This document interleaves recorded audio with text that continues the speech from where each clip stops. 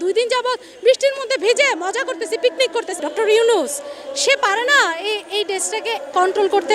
তার তো অনেক সুনাম, অনেক খ্যাতি, এই দেশের জন্য কেউই যোগ্য না। আসিফ, নাহিদ, সার্জিস ওরা কি করলো? আমাদের সাথে আন্দোলন করলো, তারাও একটি দল গঠন করে ফেললো।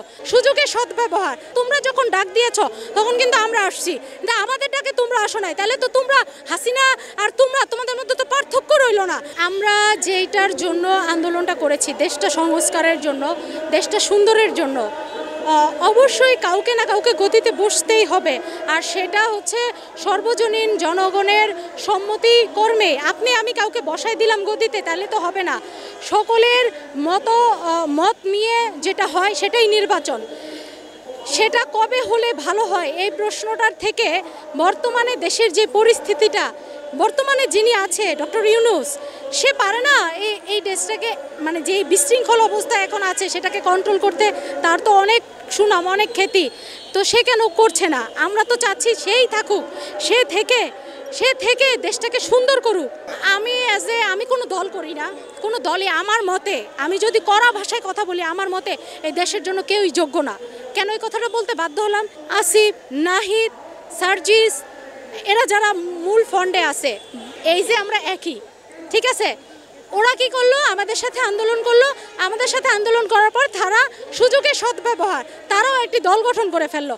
তারাও এই সুযোগটাকে নিতে চাইলো। তারাও কি করলো? আত্মপ্রকাশ করে ফেললো এনসিপি। আরে ভাই, আজকের এই আন্দোলনে তোমাদের সবার আগে দরকার ছিল, কারণ তোমরা যখন ডাক দিয়েছ তখন কিন্তু আমরা আসছি, কিন্তু আমাদের ডাকে তোমরা আসো নাই, তাহলে তো তোমরা হাসিনা আর তোমাদের মধ্যে তো পার্থক্য রইল না। আজকে তোমরা যখন ডাকছো, হাসনাত আব্দুল্লাহ যখন বলছে ওই রাজুতে আয়, সব রাজুতে আসছে। আজকে আমি যখন তোমাকে ডাক দিলাম, আমার ভাইরা যখন ডাক দিল, না খেয়ে 2 দিন যাবত এখানে পড়ে আছে, তোমরা কেন আসলা না? তোমরাও তো সেই স্বার্থপরায়ণতাই করলা। তাহলে আমি না ভাই, অনেক আনন্দ লাগতেছে না, আসতেছি, দেখতেছেন না ভাত নাই পেটে, ভাইরা বসে রয়েছে, মানে অনেক আনন্দ লাগতেছে। 2 দিন যাবত বৃষ্টির মধ্যে ভিজে মজা করতেছি, পিকনিক করতেছি, এমনই তো মনে হচ্ছে। কেন আসলো না? আর এই উপদেষ্টা মণ্ডলীরা যারা আছে, আমাদের কি তোয়াক্কা করতেছেন না? শুনেন, বিন্দু বিন্দু করে কিন্তু মহাসাগর উৎপন্ন হয়, ভুলে যায় না। এখানে যারা আছে তাদের 5টা আঙ্গুল, তার বাসায় কিন্তু এরকম আরও 5টা আছে। 5টা করে যখন একত্রিত হয়ে যাবে, তখন কিন্তু আপনারা মানে নিজেদের পা ফেলার জায়গাও পাবেন না। সো আমরা নির্বাচনের আগে আমাদের যে উশৃঙ্খল এই পরিবেশটা তৈরি হয়েছে, ডক্টর ইউনূস আছেন, ইউনূসকে রেখে আমরা বলতেছি যে পরিবেশটাকে ঠিক করেন। নির্বাচন দিলে হবে না, অন্য যে আসবে সে এসে আবার খাবেই, খাওয়ার জন্যই আসবে।